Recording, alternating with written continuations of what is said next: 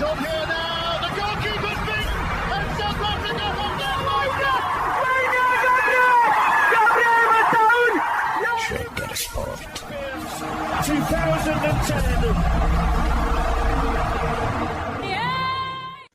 ሰላም ጤና ይስጥልን እንደምናላችሁ የተከበራችሁና የተወደዳችሁ የሸገር ስፖርት ዊዝ አበበ ግደይ የዩቲዩብ ቻናል ቤተሰቦቻችን በያላችሁበት እጅግ አስደሳች ጊዜን እያሳለፋችሁ እንደሆነ ተስፋ እናደርጋለን። መልካሙን ሁሉም ለናንተ እንመኛለን። ታዲያ ይህንን ሸገር ስፖርት ዊዝ አበበ ግደይ የሚለውን የዩቲዩብ ቻናላችንን ሰብስክራይብ አድርጉት፣ የደውል ምልክቱን ተጫኑትና አዳዲስ ፕሮግራሞችን ስንለቅ መልእክት ይድረሳችሁ። ላይክ በማድረግ እንዲሁም ደግሞ ሊንኩን ለሌሎች በማጋራት በተከታዮች ቁጥር እንድንበዛ የምንሰራቸው ፕሮግራሞችም ብዙ ሰዎች ጋር እንዲደርስ የምታደርጉትን ጥረት አጠናክራችሁ ቀጥሉ እንላለን። እስካሁን ላደረጋችሁልን ድጋፍ፣ እገዛ እና እኛን ለማንቃት ለሄዳችሁት ርቀት በሙሉ ምስጋናችን ትልቅ ነው። በጣም እጅግ በጣም አድርገን እናመሰግናለን። ዓለም ዋንጫ ደረሰ። ምን ታያለሽ? አሪፍ ነው በጣም። ማን ይበላል? ከባድ ነው፣ ገና ነው። እሺ ማን ቢበላ ደስ ይልሽ? እንደዛ የለኝም እኔ የብሔራዊ ቡድን እንደዛ የለኝም። የብሔራዊ ቡድን ደጋፊ አይደለሽ ማለት? በቃ ቶርናመንቱ ላይ የሆነ እያስደሰተኝ የሚሄድ ብሔራዊ ቡድን ካለ ደግፈዋል። በጎ ትመኝለታለሽ? እሺ እንጂ ግን በጣም አሁን ጥሩ የሆነ በጣም የሚደገፈው አርጀንቲና ነበረ፣ ብራዚል ነበረ። በወንድሞችሽም በቤተሰብ አጠቃላይ ብራዚል፣ የብራዚል ደጋፊዎች ናቸው። የዛ ተጽዕኖ የለብሽም? አይ እንደዛ የለ። እኔ ተጽዕኖ የለብኝም። በምን አንቺ ጀግና ነሽ። እሺ ግን አድማጮችም አንተስ ብትለይ ኖሮ ምነግራችሁ ነበረ፣ ስላላለችኝ ነው ዝም ያልኩት። እስቲ ልበል። አንተ አርጀንቲና ምን ደጋፊ ለምን? እስቲ እንደገና እንተዋወቅ። ሰላም ነሽ? እንዴት ነሽ? አበበ ግደይ ይባላል ነው በየአራት ዓመቱ ይቀያየር። ባለፈው ለአርጀንቲና ነው ለሜሲ ነው የነበርከው። ለሜሲ እሱን አስታውሽ። ለሜሲ ነበርኩም የሚለው አይገልጸውም፣ ግን በጣም ስትሮንግ ዊሽ ነበር እሱ እንዲያሸንፍ። እሱን ስለማስታውስ እኮ ነው እዚህ ስላነሳ ነው እንደዛ ያልኩት። እንዳይቀየራል ምክንያቶች ናቸው እኔ ፑሽ የሚያደርጉኝ። አሁን እንዳልኩሽ ለሜሲ ጉብዝና የዓለም ዋንጫ ይገባው ነበረ። ለሜሲ ድንቅ ነገር የዓለም ዋንጫ አለማሸነፍ መወቀሻ ሆኖ እንዲቀጥል አልፈልግም ነበረ። በቃ ለሆነ ሰው የምትመኘው ነገር አለ አይደለ? አሁን ለሮናልዶ ለክርስቲያኖ ሮናልዶ እንዳልኩሽ ማለት እንደዛ ማለት ነው። ለይሄ ጉብዝናቸው ያለ ጎዶሎ ነገር ቢጠናቀቅ በጣም ደስ ይለኛል። ዓለም ዋንጫ ትልቅ ውድድር ነው። ትልቁን ውድድር ባላሸነፉት በነ ዮሐን ክራይፍ ተርታ የክርስቲያኖ ሮናልዶ ስም ባይነሳ ደስ አይልሽ? ዮሐን ክራይፍ አላሸነፈም፣ ፑሽካሽ አላሸነፈም፣ አልፍሬዶ ዲ ስቲፋኖ አላሸነፈም፣ ሚሼል ፕላቲኒ አላሸነፈም። በጣም ትልልቅ ስሞች ናቸው። እነዚህ አይነት ተጫዋቾች እና ክርስቲያኖ ሮናልዶ አላሸነፈም ባይባል ደስ ይለኛል። በቃ አሸንፎ ሙሉ ሆኖ ቢጨርስ፣ ምክንያቱም በጣም በጣም በጣም የሚገርም ታታሪ ስለሆነ ማለት ነው። እና አሁንም ሰዎች የሚጽፉት ጽሁፍ ክርስቲያኖ ሮናልዶ ዓለም ዋንጫን ማሸነፍ ግዴታ አለበት ወይ የሚልና ሊዮኔል ሜሲ አሁን ዓለም ዋንጫ ምን ያደርግለታል የሚል አየሻል። ሁለቱ ሊዮኔል ሜሲ ስላሸነፈ ነው። ዝም ብሎ ሪታየር ለምን አያደርግም? ዝም ብሎ ለናሽናል ቲሙ ለሌሎች ለምን አይሰጥም የሚል። ክርስቲያኖ ሮናልዶ ደግሞ ሳያሸንፍ ከሆነ ይሄም ዓለም ዋንጫ የሚያበቃው በክርስቲያኖ ሮናልዶ ጉብዝና ላይ የምናነሳው አንድ ጥያቄ ይኖር ይሆን ወይ? ይሄም ዓለም ዋንጫ አለማሸነፍ ሊሆን ይችላል ወይ የሚል ጥያቄ የሚያነሱ ሰዎች አሉ። ለማንኛውም ዓለም ዋንጫ ሲጀመር እንደነዚህ ያሉ ርዕሰ ጉዳዮች በጣም በጣም በጣም በከፍተኛ ደረጃ አነጋጋሪ ናቸው። አሁን ሰሞኑን ምናልባት ዛሬ ሰኞ ማክሰኞ ምናምን ማን ነው ፌቨራይት የሚለው ደግሞ ይመጣል። የተለመዱ ስሞች ናቸው የሚደረደሩት። አንዳንዶቹ ደግሞ ዳርክ ሆርሶች እነማን ናቸው፣ ሳንጠብቃቸው በጣም ትልቅ ነገር በዚህ ዓለም ዋንጫ ላይ ሊያሳዩ የሚችሉት እነማን ናቸው የሚል ጥያቄ ያነሳሉ። ስለዚህ የናሽናል ቲም ጉዳይ አሜሪካ ዓለም ዋንጫ ላይ በጣም ብዙ የተለያዩ ነገሮችን ታዩበታላችሁ። እኔ አሁን ለምሳሌ ሲሆን የምናየው ነው፣ ግን የተቀያሪ ወንበር ተጫዋቾች በሙሉ ናቸው ናሽናል ቲም ናሽናል አንተሙ ሲዘመር ብሔራዊ መዝሙር ሲዘመር አብረው እንዲቆሙ ተብሏል። አሪፍ። አሁን እሱ ደስ ይላል። ለምን ደስ አለሽ? መጀመሪያውን ስለምን ይቀመጣሉ? አይቀመጡም እኮ መጀመሪያም የብሔራዊ መዝሙር ሲዘመር አይቀመጡም። ግን እነሱ የሚኖሩት ተቀያሪ ወንበር ላይ ነው። ቤስት 11ኑ ነው ሜዳ ውስጥ የሚገባ። አሁን ግን ሜዳ ውስጥ ይገባሉ። ሜዳ ውስጥ ገብተው አብረው እንዲዘምሩ ይደረጋል እንጂ ብሔራዊ መዝሙር ሲዘመር ተመልካችም አይቀመጥም እኮ። እሱን ነው ነጸጥ ነው የሚባለው። ዲስሬስፔክት ማድረግ ይሆናል ድምፅ የምታወጪ ከሆነ ያንን ሀገር የዛን ሀገር የክብር ስሜት መጋፋት ነው የሚሆነው። ለዛ በጣም የተለየ ቦታ ይሰጡታል። እኔ አሁን ለምሳሌ በዓለም አትሌቲክ ሻምፒዮና በኦሊምፒክ ኢትዮጵያን ቡድን ጋር አብሬ በሄድኩባቸው ጊዜያቶች ኢትዮጵያኖቹ ሲያሸንፉ መዝሙሩ ሲዘመር ይህን ሁሉ ሰው አስቆም ነው እላለሁ። እኔ ደስ ሲለኝ ያ ሁሉ ሰው ለኢትዮጵያ ሰንደቅ ዓላማ ሲሰቀል ሲቆም ያ ሁሉ ሰው ጸጥ ብሎ መዝሙሩ ተዘምሮ ምናምን እንትን ሲል እንዴት ደስ እንደሚል ልነግርሽ አልችልም። ኢትስ ኦል ፎር አስ በቃ የኢትዮጵያ ሕዝብ መዝሙር ሊዘመር ነው ሲባል ሁሉም ከመቀመጫ ይነሳል። ለኬንያም እኮ ይደረጋል አውቃለሁ። ግን ለእኔ ሲደረግ ለእኔ ሀገር ሲደረግ ግን የሆነ ወደድሽም ጠላሽም ተችሲው ይነካሽ። ምንም ጥርጥር የለውም። ምንም ጥርጥር እንኳንስ አሸንፈህ አይደለም ኖርማልም ጊዜ ላይ ለተሳትፎም ቢሆን ወይም ደግሞ ኃይሌ እንደሚያደርገው ጠዋት በዛ በኩል ስታልፍ ማታም በዛ በኩል ስታይ ምንም ጥርጥር የለውም ብሔራዊ መዝሙር ሲዘመር ሚነካ ነገር አለ። አሁን እሱንም ልንገርሽ፣ ያው እምልሽ አሁን ያልሽው ልክ ነው። እንኳን አሸንፈሽ ይቅርና እንኳን በውድድር ተወካዮች ኖረውሽ የኢትዮጵያ ተወዳዳሪዎች ተብሎ ይቅርና አርሰናል ከሆነ ቡድን ጋር ሲጫወት የኢትዮጵያን ሰንደቅ ዓላማ ይዘው ስቴዲየም ገቡ ብለን ደስ ይለን የለ? የባየር ሚኒክ ጨዋታ ላይ የሚውለበለበውን የኢትዮጵያን ባንዲራ ማን ነው ሁሌ ይዞት የሚገባው የሚል ጥያቄ የሚጠይቃል። የኔነት ስሜት በቃ የኔ መለያ ናት፣ እኔ እዛ ውስጥ አለው ምናምን የምትይበት ነገር ነው እውነት ለመናገር እና የኃይሌ ግራንድ ላይ ያለው የባንዲራ መስቀልና ማውረድ ማለዳ 12 ሰዓት እና ምሽት 12 ሰዓት ላይ በጣም በጣም ደስ የሚል ስነ ስርዓት ነው። ሁሉም ሰራተኞች ይወጣሉ፣ ሰልፍ ይይዛሉ። ያው ባንዲራ የሚያወርድ ሰንደቁን የሚያወርድና የሚሰቅላል። እኔ ደስ የሚል ምኑ ነው መንገደኛው ልክ ነው። እኔ በጣም ደስ የሚለኝ እሱ ነው። እነዚህ የተሰጣቸው ኃላፊነት ነው። ሰንደቁን እናክብር፣ ስነ ስርዓቱን እናክብር፣ በዛው ኢትዮጵያን እናክብር ብለው ነው። በጣም ደስ የሚል ነገር ነው። መንገድ ላይ ግን የኢትዮጵያ ሕዝብ መዝሙር ሲዘመር እየሄደ ያለ ሰው እዛች አደባባዩ ጋር ቀጥ ሲል ስታየው የሆነ ደስ የሚል ስሜት ይሰማሻል። ከመኪናውን ሊወርድ ያለ ሰው ወይ መኪና ውስጥ ሆኖ የሆነ ነገር እየነካካ ሲሆን ልክ ምናምን ሲል ወጥቶ በቃ በስነ ስርዓት ቀጥ ይላል። በቃ አክብረሽ ማስከበር ማለት ይሄ በጣም ደስ ይላል። በጣም ደስ ይላል እና የሆነ ነገር ይላል ነው። ስለዚህ ዓለም ዋንጫው ላይ በጣም ብዙ አዳዲስ ነገሮች አሉ። ከጨዋታ ህግ አንጻር የተቀየሩ ነገሮች አሉ። የማዕዘን ምትን ጉዳይ ቫር ያዋል ምናምን ብለናል፣ ባለፈውም ስናስረዳ ነበር። ከዛ ጎን ለጎን ግን አሁን እንዳልኩሽ ደግሞ ብሔራዊ መዝሙር ሲዘመር አንድ ላይ ይቆሙ ተብሏል። ብዙ ነገሮች ናቸው የሚለወጡት። ዓለም ዋንጫው ያው ፍራንክም አለው በጣም ለክለቦች ኧረ ለተጫዋቾቹ ነው የምልሽ። ተጫዋቾች ላስመረጡ $3730 በቀን ለክለቦቹ ይከፈላል።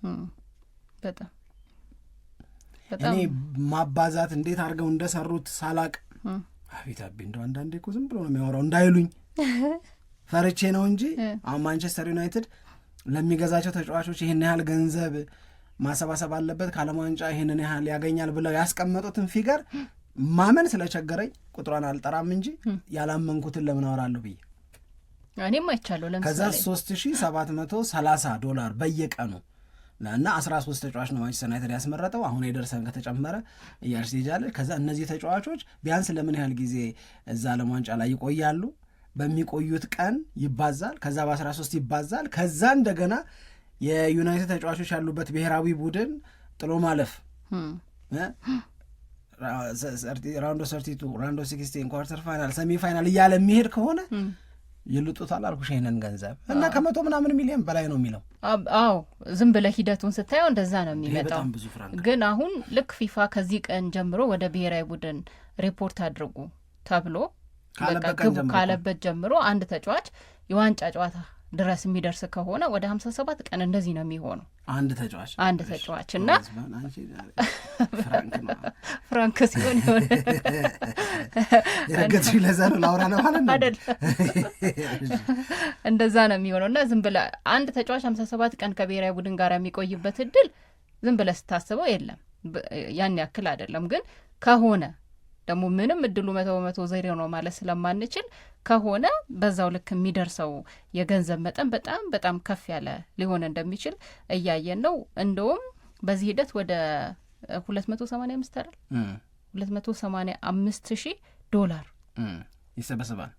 አንድ ተጫዋች 57 ቀን በጣም ብዙ ብር ነው። ፊፋ ያው ይህንን የክለቦች ቤኔፊት መጠቀም አለባቸው ከዓለም ዋንጫ በሚል ልጆቹ ላይ ሰርተዋል በሚል ልክ ነው። ዝም ብሎ ግራ ሊገባ ይችላል። ለምንድን ነው ለራሳቸው ለብሔራዊ ቡድናቸው ስለተጫወቱ እንደውም ክብር ነው እንጂ ፊፋ ለምንድን ነው ለክለቦቹ ገንዘብ የሚሰጠው ምናምን የሚል አንዳንድ ጥያቄ ሊነሳ ይችላል።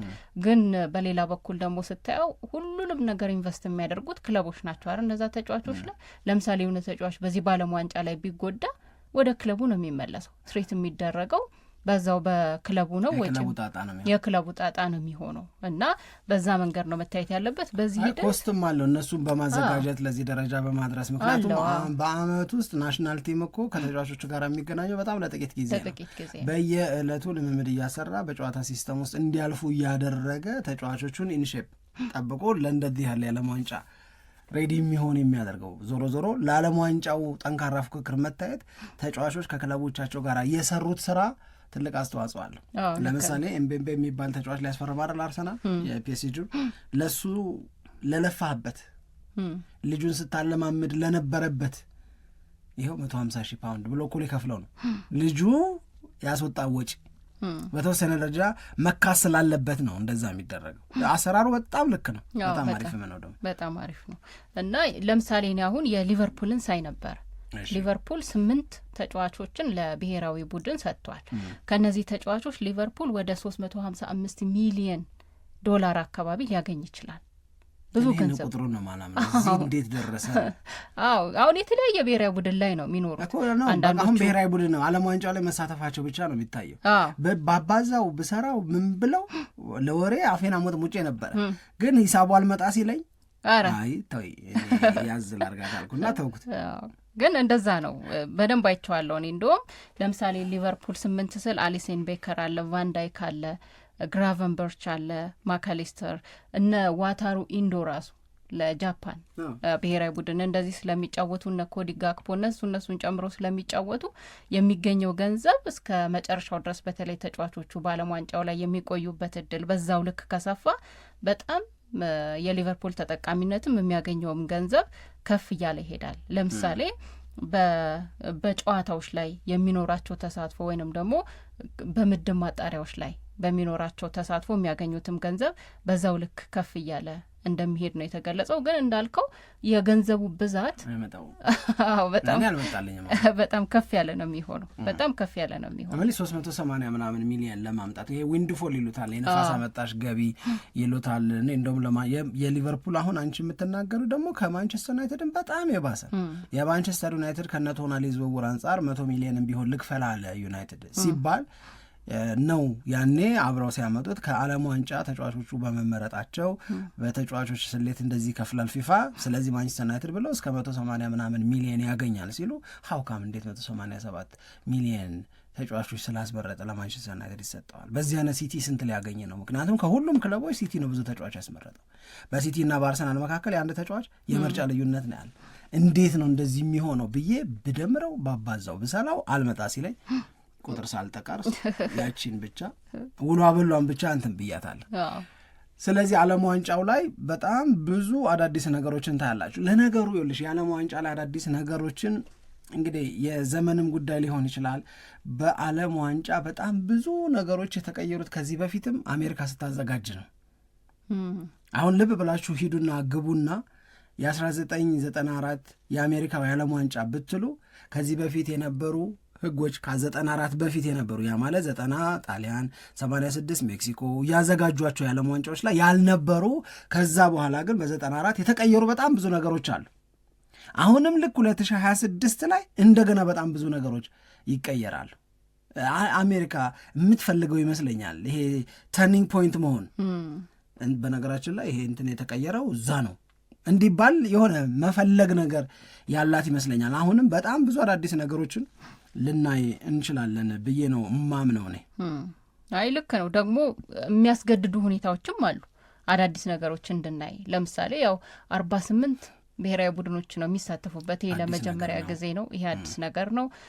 የጨዋታዎቹ ቁጥር በጣም በጣም ከፍ ይላል። ከ64 ወደ 104 እንደዚህ አካባቢ ነው ከፍ የሚለው እና የጨዋታዎቹ ቁጥር በበዛ ጊዜ ደግሞ እንደገና የምናያቸው ነገሮች አዳዲስ ነገሮችን በጣም በብዛት ይኖራሉ። እንደውም በዚህ በዓለም ዋንጫው ላይ ከዚህ ከፎርማቱ መቀየር ጀምሮ ብዙ አዳዲስ ሪከርዶች ሊመዘገቡ ይችላሉ ተብሎ ነው የሚጠበቀው። ቀድሞ የነበሩ ሪከርዶችም የሚሰበሩበት እድልም በጣም ሰፊ ይሆናል ተብሎ እየተጠበቀ ነው የሚገኘውና አዳዲስ ነገሮች አንደኛ በፊፋ በኩል ቀድመው ሲገለጹ ነበር። በዚህኛው የዓለም ዋንጫው ላይ የሚተገበሩ አዳዲስ ህጎች ተብሎ በብዛት ነበር ስናይ የነበረው።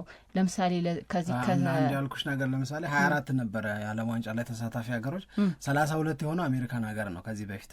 አሁን 32 ኖሮ ቆይቶ ከ94 እስከ አሁን ድረስ 48ም ሲሆን አሁንም አሜሪካ ላይ ነው።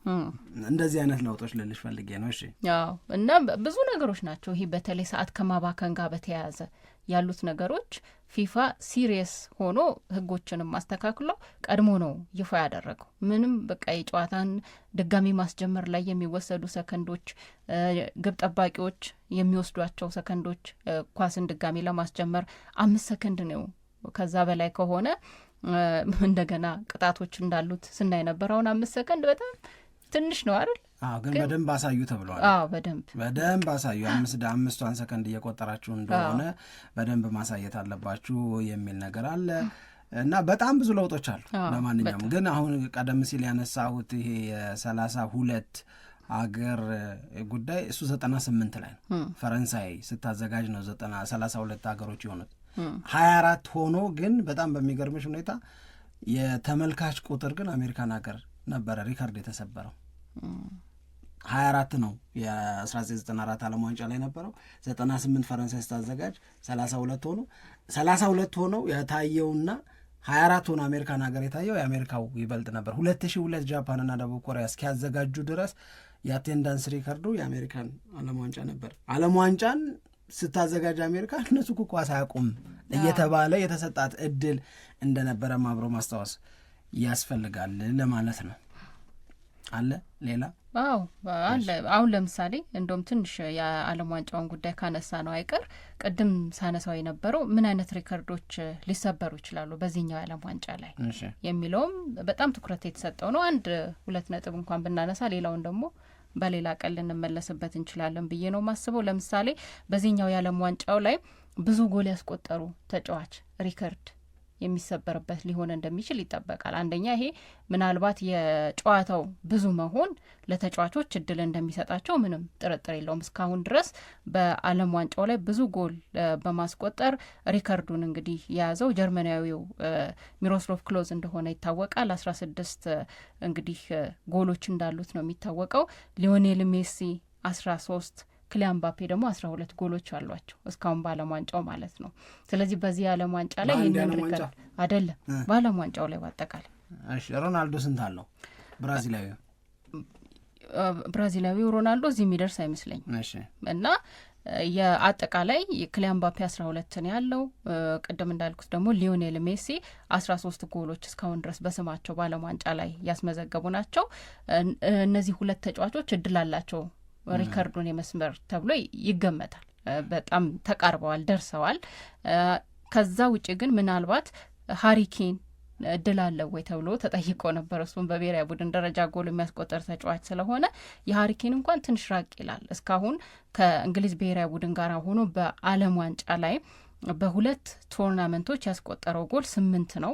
በእነዚህ 8 ጎሎች ደግሞ ሊዮኔል ሜሲ 13 እና ክሊያን ምባፔ 12 ስላለው እንደገና ደግሞ ሪከርዱም 16 ጎል ስለሆነ እዛ ላይ የመድረስ እድሉ በጣም ጠባብ እንደሆነ ነው የሚታወቀው። ምናልባት ክሊያን ምባፔና እንደዚሁም ደግሞ ሊዮኔል ሜሲ በጊዜ ከውድድሩ የሚወጡ ከሆነ እና የእንግሊዝ ብሔራዊ ቡድን ረጅም ርቀት ከተጓዘ እና በዛ ሂደት ውስጥም ደግሞ 9 ጎሎችን ማስቆጠር የሚችል ከሆነ ነው ሃሪኬን ይህንን ሪከርድ መስበር የሚችለው እና ለሃሪኬን ትንሽ በጣም ራቅ ያለ ነው ተብሎ ይጠበቃል። ለማንኛውም ግን የሊዮኔል ሜሲና የክሊያን ምባፔ ሪከርድ በመስበር ረገድ እድሉ ያላቸው ተጫዋቾች ናቸው። ሚሮስላቭ ክሎዝ የጀርመን ብሔራዊ ቡድን ተጫዋች ነው። አንዳንዴ የጨዋታዎች ብዛት በተጫዋቾች መካከል ለሚኖር መበላለጥ የራሱ የሆነ አስተዋጽኦ ያደርጋል። ለምሳሌ ሊዮኔል ሜሲ ስንት ጨዋታ ተጫውቶ ነው እዚህ ቁጥር ላይ የደረሰው? ኪሊያን ኤምባፔስ፣ ሚሮስላቭ ክሎዝ እንደዚሁም ደግሞ ብራዚላዊ ሮናልዶ ስንት ተጫወቱ? ለምሳሌ ሚሮስላቭ ክሎዝን ስታቲስቲክስ አውጥተሽ ብትመለከችው 16 ጎል ላይ የደረሰው በ24 የዓለም ዋንጫ ጨዋታዎች ተጫውቶ ነው። ብራዚላዊ ሮናልዶ 15 ጎሎችን ያስቆጠረው በ19 ጨዋታዎች ነው። ልዩነት አለው 5 ጨዋታ ግን የጎል ልዩነታቸው አንድ ነው። አሁን ብዙ ጊዜ ፈረንጆቹ የእግር ኳስ ተንታኞች እንዲህ ያለውን ንጽጽር ሲሰሩ ምንድን ነው የሚሉት? ሬሾውን ነው የሚያወጡት። የተጫወትሽውን ደቂቃ እና የጎሉን ያወጡትና ያ በተጫወትሽው ደቂቃ ውስጥ የአንቺ ጎል በየምን ያህል ጊዜ እየፈጠነ ይመጣል የሚለው ሲሰራ ከሚሮስላቭ ክሎዝ ይልቅ ሮናልዶ፣ ሉዊስ ናዛሪዮ ደ ሊማ እንደዚህ እየተባለ ሄደ። አሁን የሊዮኔል ሜሲን ስትወስጂው ከሚሮስላቭ ክሎዝን በላይ ነው የተጫወተው። 26 ጨዋታ ተጫውቶ ነው 13 ያስቆጠር። ያ ማለት 0.5 ጎል ፐር ጌም ነው ያለው ሊዮኔል ሜሲ ማለት። ጨዋታው 26 ነው፣ ጎሉ 13 ነው። ገብቶሻል ፖይንቱ? ስለዚህ እንደዛ አይነት ነገሮች አሉ። እንደነ ጀስቲን ፎንቴን አይነት ሰዎች እንደምትመለከቺ በ6 ጨዋታ 13 ጎል አግብቶልሻል። ያው ቁጥር ነው አሁን እዚህ ጋር ምናየው ለዛ ነው እንጂ። ስለዚህ አሁን የሚሮስላቭ ክሎዝ ሪካርድ ይሰበራል ነው የምትይኝ አንቺ? ሊሰበር ይችላል። ደርሰዋል እኮ ሊዮኔል ሜሲ ደርሷል። በዚህኛው የዓለም ዋንጫ ላይ 3 ጎል ከሆነ ሪካርድ ይጋራል። 4 ደግሞ ጎል ካስቆጠረ በቃ የእሱ ሪከርዱን ይወስዳል ማለት ነው። ክሊያን ምባፔም ከሊዮኔል ሜሲ አሁን በአንድ ቁጥር ነው የሚያንሰው 12 ስለሆነ የእሱ ጎልና ክሊያን ምባፔም እድል አለው። ለምሳሌ 5 ጎል ካስቆጠረ ክሊያን ምባፔ ሪከርድ ይሆንለታል ማለት ነው። ግን ብሔራዊ ቡድኖቹ ያው የሚጓዙበት ርቀት፣ የሚያደርጓቸው ጨዋታዎች፣ ተጋጣሚዎቻቸው እነዚህ ይታያል። ግን የሆነውም ቢሆን ልክ እንደ ሚሮስላቭ ክሎዘ ሪከርድ ተብሎ የሚቀመጠው ያቺ ቁጥሯ ነች። የክርስቲያኖ ሮናልዶ 8 ነው። CR7 የአውሮፓ ቻምፒዮንስ ሊግ የምንጊዜም ኮከብ ግብ አግቢ ነው። በብሔራዊ ቡድን ደረጃ ብዙ ጎል ያገባ ተጫዋች ነው። ዓለም ዋንጫ የምንጊዜም ኮከብ ግብ አግቢ ዝርዝር ውስጥ ግን በ8 ጎል ነው ያለው። ስለዚህ በእጥፍ ይበልጠዋል ሚሮስላቭ ክሎዝ። ኦኬ፣ በጣም አሪፍ በጣም አሪፍ። ወደ ዝውውር እንሄድና ደግሞ ዓለም ዋንጫ ከለስ እያደረግን ነው የምንሄደው። ዓለም ዝውውርን በተመለከተ ምናልባት በተለያዩ ጊዜያቶች የምንነግራቸው መረጃ አለ። የአርሰናል ጉዳይ ሞርጋን ሮጀርስ፣ ሁሊያን አልቫሬስ፣ አሁን ደግሞ ሞርጋን ጊብስ ዋይት ምንድን ነው የሚነግረን? ለእኔ በትክክል የሚነግረኝ በትክክል የሚያስረዳኝ ነገር አርቴታ እና አንድሪያ ቤርታ በአጠቃላይ ደግሞ አርሰናል የማጥቃት አቅሙን ቱ ዘ ኔክስት ሌቭል እንደሚወስድ ነው። ይሄንን ብዙዎች አስተያየት ሲሰጡበት የነበረውን ክፍተት የነበረውን ጉድለት አርሰናል ቤትም ዋጋ ተሰጥቶታል፣ ክብር ተሰጥቶታል፣ ተረድተውታል ወይም ተቀብለውታል። ስለዚህ በሚቀጥለው የውድድር ዓመት አርሰናል የበለጠ ብሶበት እንዲመጣ ማጋሌሽ ላይ አይደለም ሰው የምታስቢው ምን አጎደለ ብለሽ ዛት የአርሰናል ጠንካራው ፓርት እሱ ነው። ሳሊባን ወይም ዴቪድ ራያን ምናምን ማሳስበው ቦታ አይደለም ማሰብ ያለብሽ፣ የሚያሳስበው ቦታ ላይ እያሰበ ነው አርሰናል ሳምሪ። የሚያሳስበው ቦታ በመስመር በኩል ያሉ ተጫዋቾች የሚጠበቀውን የሚፈለገውን ያህል የግብ ዕድል እየፈጠሩ ራሳቸው ጎል እያስቆጠሩ ራሳቸው ከሚያስቆጥሩት ደግሞ ተቀራራቢ የሆነ አሲስት እያደረጉ ነው ወይ ስቲ ጉድለቶች ይታያል። ኢንክሉዲንግ ሳካ በዚህ 25-26 ላይ አሪፍ አልነበረ። የሆነን ለመናገር ከሳካ የነበረው የጎል ኮንትሪቢዩሽን ካለፉት ጥቂት ዓመታት አንጻር ሲታይ ድሮፕ አድርገዋል። እነ ትሮሳርድ ከ20 ምናምን ጨዋታ በኋላ አንድ አገቡ ተብሎ ነው ዌስትሃም ላይ ጎል ሲያገባ እኮ ሲነገር የነበረው። ጋብርኤል ማርቲኔሊ እንኳን ብዙ ጎል ሊያገባ በብዙ ጨዋታዎች ላይ ታምኖበት እንኳን የመሰለፍ ዕድል እየተሰጠው አይደለም። ስለዚህ ኦዴጋርድ አሁንም ትሮሳርድ ላገባው ኳስ የሰጠውን አሲስት ብናደንቅም የኦዴጋርድም ክሪኤቲቪቲ በዛው መጠን ድሮፕ አድርጓል። ስለዚህ ፍላንክ ላይ ያሉ ልጆችም ድሮፕ አድርገው ክሪኤቲቭ ይሆናሉ የምታያቸው ሚድፊልደሮችም ድሮፕ አድርገው የአርሰናል የጎል ቁጥር እያነሰ በፕሪሚየር ሊጉም በአውሮፓ ቻምፒዮንስ ሊግም የድል ባለቤት መሆን በጣም አስቸጋሪና ፈታኝ ሊሆን ይችላል። ስለዚህ አርሰናል አስቦበታል፣ በእርግጠኝነት አስቦበታል ይህንን የፊት መስመሩን እና የጎል ማስቆጠር አቅሙን ከፍ ለማድረግ። ሁለተኛው ከአርሰናል የወደድኩት አስተሳሰብ ይህንን ካደረጉ በቃ ቡድን ማለት አርሰናል ነው እንድል የሚያደርገኝ ነገር ሚድፊልደር እንፈልጋለን ማለታቸው ነው። ይሄንን ሌሰን የሰጣቸው ማነስ የተሰማቸው በፒኤስጂ ጨዋታ ነው ብዬ ነው ማምነው እኔ።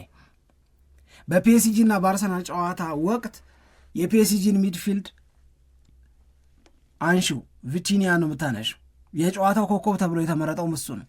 ጃኦ ኔቬሽ ነው የምታነሺው፣ ምን ጉድ ነው የምትይው ተጫዋች ነው እና ፋቢያን ሩይዝ ነው።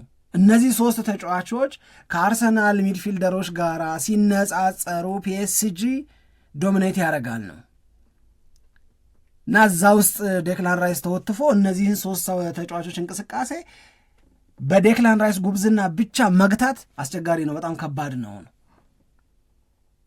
ስለዚህ የዚህ ሌሰን ቶናሊን 100 ቢሆን ከፍዬ ወስደዋለው እንዲል በዛ መጠን ኮሚትድ እንዲሆን አደረገው። አሁን የምትሰሚያቸውን ስሞች እያነሳን እንቀጥል። አንድ ለምሳሌ ሞርጋን ጊብስ ዋይት ለምን ይሄንን የኖቲንግሃም ፎረስት ተጫዋች ፈለጉት ስትይ ህይወት በጣም ቤስት ሲዝን ያሳለፈው እኮ አሁን ነው። አሲስቱንም አውጥተሽው ራሱ ያገባውንም ጎል አውጥተሽው። ስለዚህ ከዚህ ይሄ 10 ቁጥር ቦታ ላይ ከሚጫወቱ የአርሰናል ተጫዋቾች የሚገኘው አገልግሎት እዛ ላይ እና አርቴታ እነማን ነበር ሲጠቀሙ የነበረው ከነሱ ምን አገኙ እና የሞርጋን ጊብስ ዋይት ላለመውረድ በሚንተፋተፈው ኖቲንግሃም ፎረስት ውስጥ እየተጫወተ ምን ማለት ነው እሱ አጠቃላይ አሴቲ ኖቲንግሃም ፎረስት በአርሰናል ኳሊቲ አይደለም ያለው የቡድን ጓደኞቹን እገዛ ኦዲጋርድ በሚያገኘው ኢዜ በሚያገኘው ልክ የማግኘት እድል የለውም። ኦቨሮል ሁሉም ጥሩ ስላልሆኑ ማለት ነው። በዛ ውስጥ ሆኖ ግን ኢንዲቪጁዋል ኳሊቲውን ቡም አድርጎ ያየነው ተጫዋች ነው ሞርጋን ጊብስ ዋይት። ይህንን ልጅ ሞርጋን ሮጀርስን ማላገኝ ከሆነ አምጡልኝ ብሎ አዘዘ ሲባል በቃ ይሄ ከተግባር የሚወሰድ ትምህርት እና የወሰድሽውን ትምህርት ተከትሎ ለመቀየር የሚኖር ኮሚትመንት የአርሰናልን ታላቅነት በደንብ አድርጎ የሚያስቀጥል ይመስለኛል። በመስመር በኩልም የሚታሰቡት ተጫዋቾች በሙሉ ደስ ይላሉ። በጣም ነው ደስ የሚሉት። ስለዚህ አርሰናል በረኛ አንደኛ፣ ተከላካይ አንደኛ፣ መሃል አንደኛ እና አጥቂው የማጥቃት ኃላፊነት የሚሰጣቸው ተጫዋቾች አንደኛም ውጤታማም የሚሆኑ ከሆነ በፒኤስጂ ላይ ምን ጨመረ እንላለን። ፒኤስጂ እንደዛ እኮ ነው። በእያንዳንዱ ቦታ በጣም ምርጥ ናቸው። እዛ ላይ ግን ምንድነው ጉድለታቸው? በረኛቸውን። አርሰናል ግን የበረኛ ድክመትም የለበትም። ታድሎ የምትሆኑ በበረኛ ነገሮቹ እየሄዱ ያሉበት መንገድ ታስቦበት እየተሰራ እንደሆነና አርሰናልን በ2026/27 አለማክበርም አለመፍራትም የሚቻል አይመስለኝም። ያው ደግሞ የሚቀጥለው የውድድር ዓመት ብዙ ኤክስኪውዝ የለውም አርሰናል ይመስለኛል። እንደዚህ ስለሆነ ነው የሚል ነገር ከአርሰናል ደጋፊዎቹ ብዙ መስማት የሚፈልጉ አይመስለኝም። ማለት አሁን በቃ በ2025/26 የውድድር ዓመት ሲጫወት የነበረውን አጫዋት ይዞ መቀጠል በሚመጣው የውድድር ዓመት ላይ ደጋፊዎቹ በአብዛኛው ይቀበሉታል ብዬ ለማሰብ እቸገራለሁ። ይሄኛው የውድድር ዓመት ብዙ በጣም ይሄ የውድድር ዓመት በቃ ብዙ እንደዚህ ስለሆነ ነው ብለ ምክንያት ለማቅረብና ደጋፊዎቹ ለማሳመን እነሱም ደግሞ እንደ ምክንያት የሚያቀርቡት ነገር አለ። ግን በሚቀጥለው የውድድር ዓመት ላይ ራሱን አርሰናል በቃ በሚታዩት ክፍተቶች ላይ ካላጠናከረና ወደ ተሻለ አጫዋወት ካልመጣ ብዙ ቅሬታዎችም በደጋፊዎች መልክ እንሰማለን ብዬ እንድጠራጠር ያደርገኛል። ለዛም ደግሞ ግን አሁን የሚታዩት ራስን የማጠናከር ሂደቶችና እነማን ቢመጡ ይሻላል የሚለው ላይ ደግሞ የሚደረጉ ውይይቶች፣ የሚወጡት መረጃዎች የበለጠ የአርሰናልን ደጋፊዎች ተስፋ እንዲያደርጉ የሚያስገድድ ይመስለኛል። እንደውም ትናንት ከኦዲጋርድ ጋር ራሱ አንዳንድ መረጃዎች ሲወጡ ነበር። ኦዲጋርድ መቀጠል አለበት ወይንስ ሊበቃው ይገባል የሚልም ነገር አለ። አሁን ያለፈውን የውድድር ዓመት ካነሳን ማርቲን ኦዴጋርድ የጨዋታው ተሳትፎ በጣም የተገደበ ነው። አንደኛ ጉዳት በጣም ለምሳሌ አርሰናል ወደ 63-64 አካባቢ ጨዋታ አይደል ያደረገው ሙሉ የውድድር ዓመቱን በሁሉም ውድድሮች። ማርቲን ኦዴጋርድ ከዚህ ውስጥ ወደ 30 አካባቢ አምልጦታል ተብሏል እና ግማሽ በግማሽ አርገል ተወስደው ትችላል። ያልተሳተፈባቸው በጉዳትም በአሰልጣኝ ውሳኔም አሰልጣኙ ምርጫው አላደረገው እንደገና ደግሞ ምርጫውም ሆኖ ወደ ሜዳ ከገባ በኋላም ደግሞ የሚያሳያቸው የብቃት መውረዶች እንደዚህ ስለነበሩ ደጋፊዎቹ ላይ ጥያቄ ሲነሳ ነበር። እንደውም አሁን በዚህኛው የዝውውር መስኮት ላይ ብዙ ስሙ አልተነሳም እንጂ ባለፈው ጊዜ አርሰናል ራሱንም ለማጠናከር ከገንዘብም አንጻር ተጫዋቾች መሸጥ አለበት ከተባለ ማርቲን ኦዴጋርድ ተብሎ ስሙ ይነሳ ነበር። አሁንም አንዳንድ መረጃዎች መውጣት ጀምረዋል። በተለይ የመሀል ክፍል ተጫዋች አርሰናል ሊያስፈርም ነው የሚለው መረጃ ሲወጣ የማርቲን ኦዴጋርድን ጉዳይ መሸጥ ከሆነ አሁን ይሻላል፣ ካልሆነ ደግሞ አርሰናል እንደገና በግዢ ላይ ጎበዝ ስላልሆነ እንደገና ዋጋ የሚያስከፍለው ነገር ሊሆን ነው ተብሎ መረጃም ሲወጣ ነበር። ግን በሌላ መንገድ ደግሞ ማርቲን ኦዴጋርድ ጥሩ ከሆነ ለአርሰናል የሚሰጠው ጥቅምን በዛው ልክ መታየት አለበትና ትዕግስት ያስፈልጋል የሚሉ አስተያየቶችም አሉ። ግን አንደኛው ከክለቡ በኩል የሚነሳ የዝውውር ጉዳይ ሆኖ ግን አይቼዋለሁ፣ በተለይ ትናንት ምሽት ላይ። እኔ አሁን ማርቲን ኦዴጋርድን መሸጥ በሚለው ላይ አስተያየት ለመስጠት ወዲህም ወዲያም እያልኩ ነው። ግን ማርቲን ኦዴጋርድን በመሸጥ ሞርጋን ጊብስ ዋይትን ማስፈረም ወይም ደግሞ ሳንድሮ ቶናሊን ማስፈረም ወይም ደግሞ መሀል ክፍሉን በሌሎች አማራጭ ተጫዋቾች ማስያዝ እነ ሞርጋን ሮጀርስ ምናምን ብለሽ ስትይ እኔ አለመሸጡን ነው የምደግፈው። ከአርሰናል ጋር ሞርታይድ ቢሆን ተሳስሮ ቢቀጥል ለምንድን ነው የምትይኝ?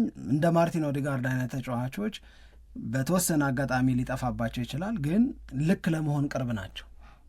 ይችናት የምትገልጽ ሌላ ልክ ለመሆን ቅርብ ናቸው። መልሶ ፎርማቸውን ለማግኘት በጣም ቅርብ ናቸው። ከምንም በላይ ደግሞ አርሰናል አይ ቲንክ ካሚንግ ሲዝን ላይ 26-27 ላይ ይሄ ፕሬሸር ፍሪ የሚሆን ይመስለኛል። ከጫና ነጻ ሆኖ የሚጫወተውን አርሰናል የምናይም ይመስለኛል። ምክንያቱም አሁን ዋንጫ ማሸነፍ የሚሰጠው ጉልበት አለ አይደለ? ዋንጫ ማሸነፍ ብሎ ራስን ከመቁጠር የሚላቀቁበት ከዛ ነጻ የሚሆኑበት አሪፍ አጋጣሚ ነው የሚሆነው። ስለዚህ እኔ ይሄ የአስቦ መስራታቸውን ማሳየት ነው እንጂ የፈለግኩት አጠቃላይ ሽያጮች ይኖራሉ፣ ስንብቶች ይኖራሉ ከተባለው ነገር በሙሉ ግን በጭራሽ የማልስማማው አርሰናል ለመግዛት መሸጥ አለበት የሚለውን ቁጥር ለማስተካከል ካልሆነ በስተቀር ከገንዘብ ፍለጋ አንጻር ግን እዛ አይነት ግዴታ ውስጥ ከሌሉ ክለቦች መካከል አንዱ አርሰናል አለው። ፍራንክ በጣም በዚህ ውድድር ዓመት በጣም ብዙ ገንዘብ ነው ያገኘው። ኖ አርሰናል ምልሽ በጣም ሄልዚ የሆነ ፋይናንሻል አካሄድ ነው የሚከተለው። ጤነኛ ነው። ይሄ የተምታታበት ነገር የለም፣ ወዲህ ያመሰቃቀለውም ነገር የለውም። ምሳሌ የሚያደርጉት እኮ አርሰናልን። ስለዚህ የፍራንክ ጉዳይ እንዲህ አሁን አንቺ ይኸውልሽ ማንቸስተር ዩናይትድ በጀቱ ሲባል 200 ሚሊዮን ተብሎ በቁጥር ነው የሚገለጸው። ማንቸስተር ሲቲ ተብሎ በጀት ምን ያህል አለው ለዘንድሮ የክረምት ተጫዋቾች የዝውውር መስኮት ሲባል አሁንም በቁጥር ነው የሚጠቀሰው። አርሰናል ላይ ግን በደንብ በቅርብ ጥናት ያደረጉ ሰዎች እኮ ናቸው የሚሉሽ ገንዘብ ጉዳይ አይደለም የሚሉሽ። ገብቶሻል ምንሽ? እንዲህ እኮ ትልቅ ነገር እኮ ገንዘብ ጉዳይ አይደለም። ያ ማለት አሳማኝ ነገር ይሁን እንጂ አስፈላጊነቱ ይታመንበት እንጂ ነው ገንዘብ ይሹ አይደለም። ዜካን ስፔን ነው እያሉሻል። የፈለጉትን ያህል ማውጣት ይችላሉ ነው። ኖረን አርሰናል እንዲህ ሲባል ማየትን የመሰለ ምን ነገር አለ ታዲያ? የእውነት በጣም ትልቅ መሻሻል፣ ትልቅ ለመሻሻል ያለ ኮሚትመንት ነው የሚያሳየው። ከዛ እንዳልኩሽ ባለፈው ጆሽ ክሮንኬ ቃል ይገባል። አርቴታና አንድሪያ ቤርታ አፈጻጸም ላይ በጣም ጥሩ ናቸው። እሱን ሁሉ በሙሉ እያየንና እያስተዋልን ነው ያለ ነው ለማለት ነው። ስለዚህ የአርሰናል ደጋፊዎች በእርግጠኝነት ቡድናችሁ የበለጠ 2026-27 ላይ ተጠናክሮ ሲቀርብ ታዩታላችሁ። የምትጠናከሩት ደግሞ በአብዛኛው በማጥቃት እና በተወሰነ ደረጃ በመሀል ክፍሉ ላይ ነው። ከዩናይትድ ጋር ያለባችሁ ግብግብ እንደተጠበቀ ሆኖ ቶናሊ ላይ ተፋጠውልሽ ይሁና ብለዋል አሉ ሁለቱ። እስቲ እሺ የአርሰናልንም የማንቸስተር ዩናይትድንም ጉዳይ በተመለከተ የተወሰኑ ነጥቦች አንስተናል። ግን ሌሎች የዝውውር ጉዳዮችና አዳዲስ መረጃዎችን በተመለከተ ደግሞ ስንመለስ መረጃዎችን እናነሳለን። አድማጮቻችን በያላችሁበት ሆናችሁ ፕሮግራማችንን እያደመጣችሁ ስለሆነ እናመሰግናለን።